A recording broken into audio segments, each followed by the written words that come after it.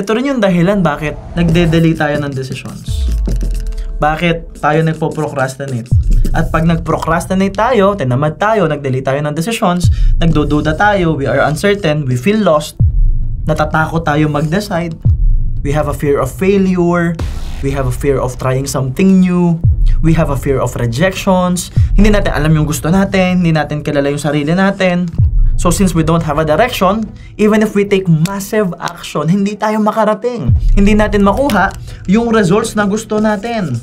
And then what will happen? Sasabihin mo sa sarili mo na lalong hindi ko deserve ng pagmamahal. If you are not getting the results that you want, ano sasabihin mo? Hindi ko deserve. I am not worthy of love. Hindi ako mahalaga kasi hindi ako kumikita ng pera. Hindi ako mahalaga kasi hindi ako magaling. Hindi ako mahalaga kasi wala akong ambag. Hindi ako mahalaga kasi tambay pa rin ako hanggang ngayon. Hindi ako mahalaga kasi hanggang ngayon hindi ko masimulan yung mga bagay na dapat kong simulan. Hindi ako importante, wala akong value kasi wala akong nagagawa. But here's the reality. Kaya nangyayari yan kasi hindi mo alam yung gusto mo at hindi mo kilala ang sarili mo.